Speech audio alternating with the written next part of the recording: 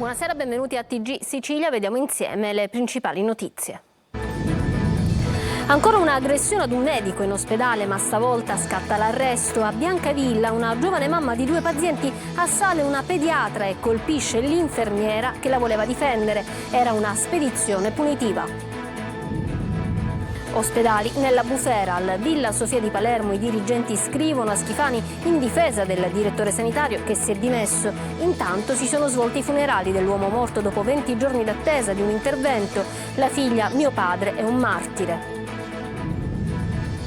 Svolta in Sicilia per le coppie che hanno difficoltà ad avere figli. Da quest'anno potranno accedere alla fecondazione assistita pagando un ticket e risparmiando migliaia di euro. La truffa del finto carabiniere colpisce un'altra anziana. Con l'inganno di un finto incidente di un parente, 2 catanesi avevano estorto 50.000 euro ad una donna nel Messinese, arrestati. Crisi idrica anche a Palermo, di nuovo nei guai. Negli invasi c'è acqua solo fino a marzo, si pensa ad altri turni ancora. Nella trasmissione Il Punto, il segretario regionale del PD Anthony Barbagallo smentisce l'ipotesi di commissariamento del partito e annuncia una nuova assemblea per la prossima settimana. Calcio Serie B, domani al Barbera arriva il Modena per il primo impegno del nuovo anno. Palermo con tante assenze e ancora senza acquisti del mercato. Serie C, il Messina torna a vincere in campo neutro contro il Taranto. Catania domani al Massimino riceve la Juventus Next Gen.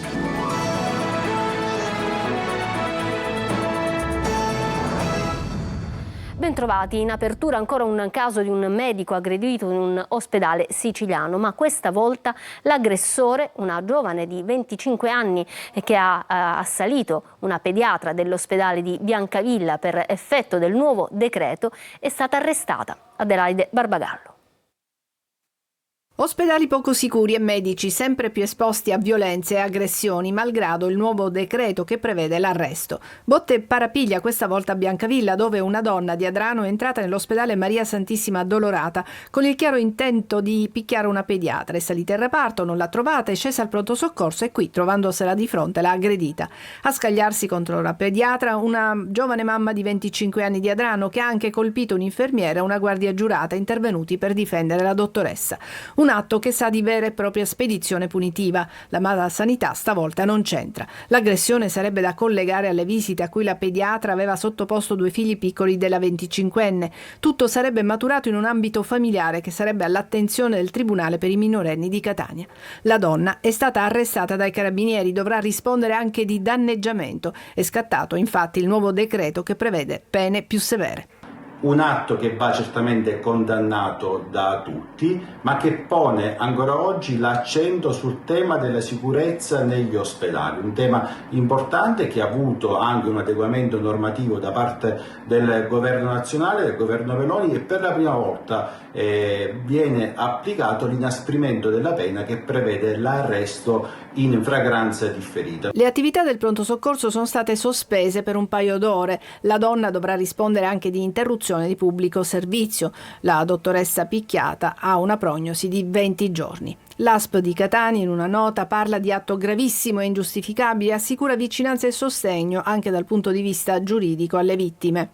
I sindacati tornano a chiedere più vigilanza, più personale e un confronto con l'assessorato regionale alla salute. Arriva la denuncia di 30 donne dopo la morte di Margaret Spada, la 22enne di Lentini, deceduta nel novembre scorso per un intervento al naso in un ambulatorio medico privato a Roma. Tutte le donne si erano sottoposte a interventi nello stesso ambulatorio che non era stato autorizzato per svolgere operazioni chirurgiche. Inoltre alcune donne parlano di atteggiamenti anche di trascuratezza e assenza di cautela. Secondo quanto raccolto dai carabinieri, una paziente avrebbe detto che durante una visita di controllo in ambulatorio era stata riaperta per correggere l'assetto della protesi al seno. Intanto vanno avanti le indagini sulla morte di Margaret Spada, per la quale sono indagati 2 medici titolari dello studio Marco e Marco Antonio Procopio. Si attende inoltre il risultato dell'esame tossicologico che chiarirà l'origine della morte della 22enne. Mio padre è un martire, la figlia dell'uomo morto dopo aver aspettato 20 giorni in corsia un intervento parla ai nostri microfoni dopo i funerali del padre. Intanto, dopo le dimissioni del direttore sanitario di Villa Sofia, arriva la lettera di solidarietà dei colleghi medici. Marco Gullà. Mio padre è stato un martire, quindi spero che la sua morte faccia giustizia e consenta a tante altre persone come lui di restare invece in vita. Ecco. Lei è la figlia di Giuseppe Barbaro, il 76enne morto a Villa Sofia dopo aver atteso per oltre 20 giorni un intervento alla spalla. Questa mattina ai funerali, un decesso che ha fatto scalpore con l'ira del presidente della regione Renato Schifani e le successive dimissioni del direttore sanitario di Villa Sofia, arrivate ieri. Proprio da Villa Sofia arriva la lettera di circa 70 direttori delle unità operative sanitarie inviata al presidente della regione Schifani e all'assessore Volo di sostegno al direttore sanitario Rizzo. Le dimissioni del nostro direttore rischiano di interrompere il percorso virtuoso intrapreso dalla direzione strategica aziendale, scrivono i medici. Chiediamo unanimemente e con fermezza come primo atto che le dimissioni vengano respinte. Intanto il presidente della regione Schifani ha convocato per lunedì pomeriggio a Palazzo d'Orleans il direttore generale di Villa Sofia, Roberto Colletti. In tutto questo però la sanità siciliana è nel caos, con corsie degli ospedali invase da barelle e pazienti in attesa, scene che ci riportano al periodo Covid, eppure sono già passati quasi 5 anni. Dal 1° gennaio la procreazione assistita entrerà a far parte dei livelli essenziali di assistenza. Anche in Sicilia le coppie che hanno difficoltà ad avere figli potranno accedere a queste costose cure pagando un ticket. È una svolta epocale, commentano i medici, ma resta da sciogliere il nodo delle coperture economiche, come ci spiega Emanuela Corsi. Svolta in Sicilia per le coppie che hanno difficoltà ad avere figli. Da quest'anno infatti potranno accedere alla procreazione assistita pagando un ticket e risparmiando migliaia di euro. I centri pubblici siciliani già attrezzati sono il Cannissaro di Catania, il Cervello di Palermo e il Papardo di Messina, mentre sono 9 i centri privati accreditati, 4 a Palermo, 3 a Catania, 1 a Messina e 1 a Ragusa. Il costo del ticket ammonta a 730 euro, una cifra non da poco ma che comunque permetterà di risparmiare migliaia di euro. Una svolta epocale, sono ormai 7-8 anni che aspettiamo che venga permesso alle coppie di accedere e avere i trattamenti di riproduzione medicalmente assistita a carico del sistema sanitario nazionale. Fin qui la bella notizia, ma resta ancora da risolvere il nodo delle coperture. L'assessorato infatti deve ancora stabilire un budget. Devono assegnare i fondi che devono essere messi a disposizione di queste coppie. Dai fondi dipenderà anche quante coppie potranno accedere. Spero che i fondi siano sufficienti per accettare tutte le coppie. Noi ci immaginiamo che ci sia anche un aumento delle coppie che accederanno e chiederanno di avere un figlio attraverso la medicina, non avendolo naturalmente. Sono 80.000 le coppie che affrontano la procreazione assistita in un anno, 5.000 le coppie siciliane che si rivolgono ai centri specializzati. Durante la discussione dell'ultima finanziaria regionale, grazie ad un emendamento, è stato anche istituito un fondo da 1,5 milioni di euro per aiutare quelle coppie con un reddito ISEE basso che non sono in grado di sostenere neanche le spese del ticket. Oggi ricordiamo il sangue di un innocente tra gli innocenti, quello di un bambino, Giuseppe Di Matteo, la sua storia e la fotografia della crudeltà della mafia. Così la presidente della commissione antimafia, Chiara Colosimo, nel ricordo del bambino ucciso dalla mafia l'11 gennaio del 96 a San Giuseppe Jato, su ordine di Giovanni Brusca. E i giudici del Tribunale di Agrigento hanno condannato a 22 anni di reclusione il boss ergastolano al 41 bis Giuseppe Falsone di Campobello di Licata. Secondo i magistrati aveva ripreso a comandare tramite il suo avvocato che trasmetteva i suoi messaggi all'esterno. Un falso carabiniere e il finto incidente in provincia di Messina, 2 arresti per una truffa da ben 50.000 euro. Ancora una volta la truffa è stata fatta ai danni di una anziana. Francesco Triolo.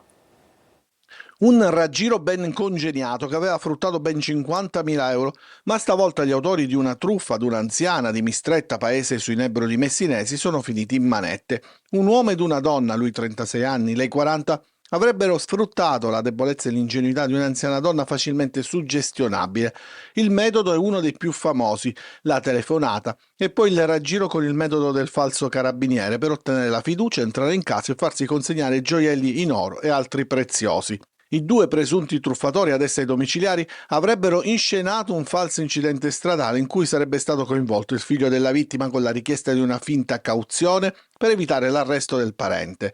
Nella circostanza, come riportato nella denuncia dell'anziana, la vittima era stata contattata sul suo telefono fisso da una persona che, presentatasi come maresciallo dei carabinieri, le aveva comunicato che il figlio si trovava in stato di arresto presso una caserma e che per la sua liberazione occorreva un'ingente somma di denaro.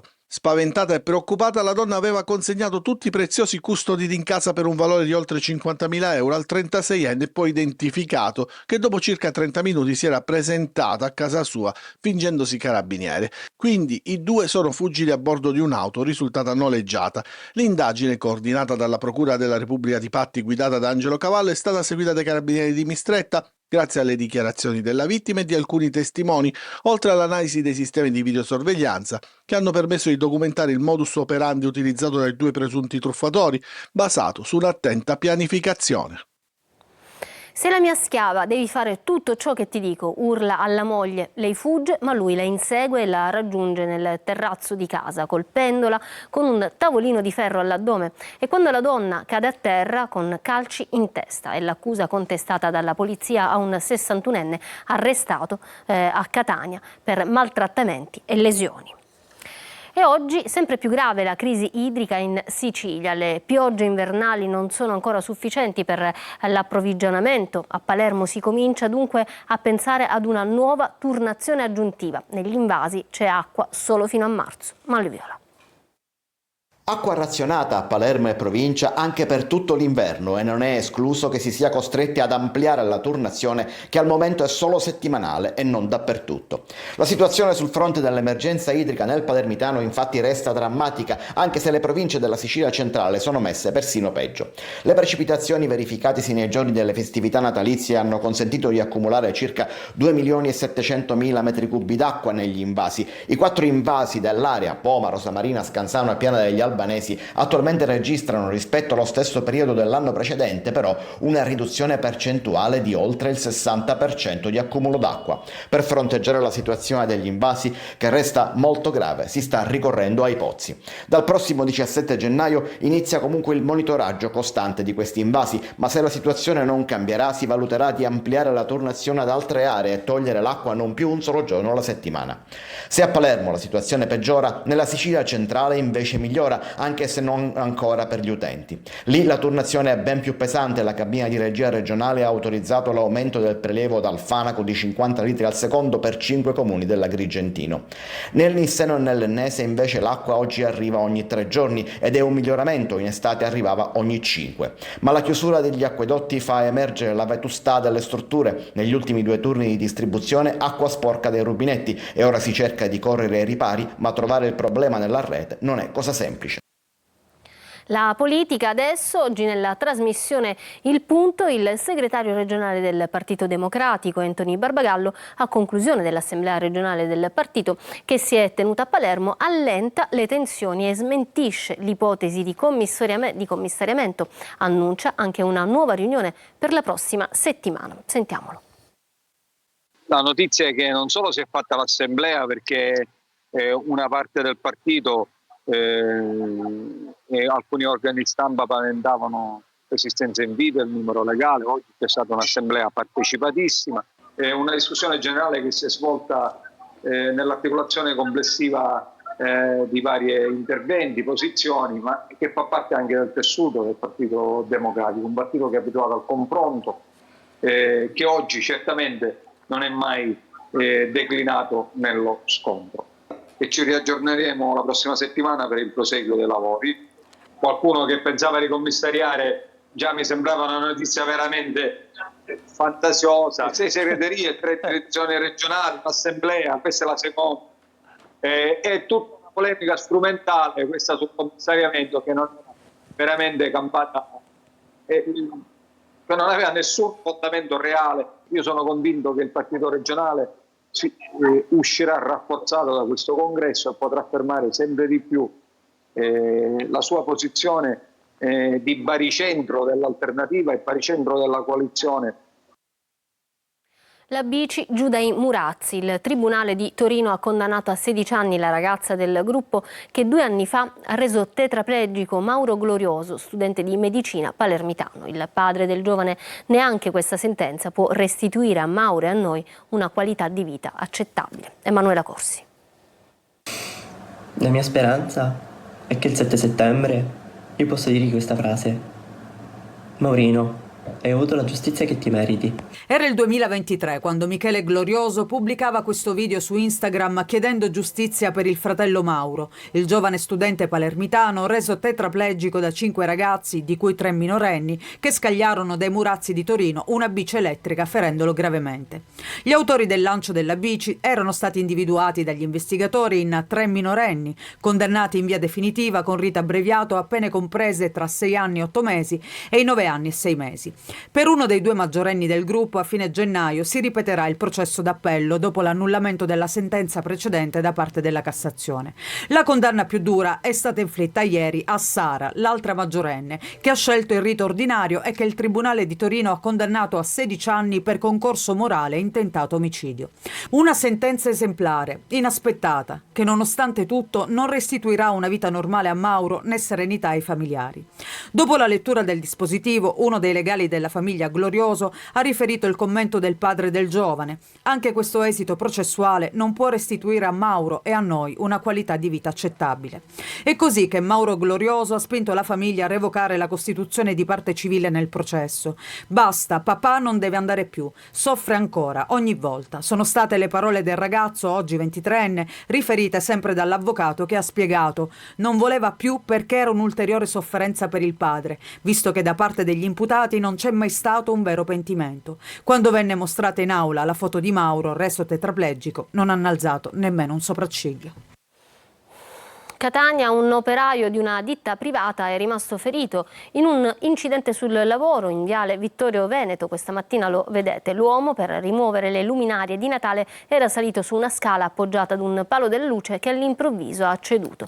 L'operaio è caduto sull'asfalto, per fortuna non sarebbe in gravi condizioni. E 2 catanesi sono i vincitori del prestigioso premio di fisica Giovan Pietro Grimaldi per l'anno 2024. La premiazione si è tenuta a Modica. Veronica Barbarino. Un professore e un ricercatore, Francesco Cappuzzello e Marco Lacognata, sono i vincitori ex aequo del premio di fisica Giovan Pietro Grimaldi per l'anno 2024. Il premio, istituito per ricordare l'impegno scientifico e civile dell'illustre fisico modicano, che fu anche rettore dell'Università di Catania, è un prestigioso riconoscimento che la Fondazione Grimaldi di Modica, in collaborazione con l'Accademia Gioenia di Catania, conferisce ogni 5 anni alle eccezionali ricerche nel campo della fisica in Sicilia. Il dottor Lacognata ha presentato lo studio degli effetti puramente nucleari nella sezione d'urto di diffusione protone-protone, utile a comprendere la struttura e le reazioni tra nuclei e di conseguenza la formazione degli isotopi che formano noi stessi e il mondo che ci circonda. Una grande soddisfazione anche perché tutta la mia carriera accademica si è svolta qui in Sicilia, a Catania, tra l'Università e l'Istituto Nazionale di Fisica Nucleare. E quindi essere premiato per il miglior articolo scientifico ex aequo con un mio collega, comunque è un grande onore, un grande piacere, anche perché appunto si tratta della mia terra. Premiato in ex aequo l'innovativo approccio al fondamentale problema della massa del neutrino di Majorana. A differenza di tante ricerche in cui noi siciliani siamo costretti ad andare fuori, in questo caso sta succedendo il contrario. Si è creata una collaborazione internazionale di quasi 100 ricercatori di 12 paesi e circa 34 istituzioni. I premi sono stati conferiti dal rettore dell'Ateneo di Catania, il professore Francesco Priolo. Prima di fermarci per una pausa, una notizia che riguarda il meteo, allerta gialla domani in Sicilia. La Protezione Civile Regionale Siciliana ha diffuso un avviso per il rischio meteo idrogeologico e idraulico valido fino alle 24 di domani. Previste precipitazioni da sparse a diffuse, specie sui settori tirrenici, accompagnate da rovesci di forte intensità e forti raffiche di vento. Noi adesso ci fermiamo per una pausa, tra poco una ricca pagina di sport.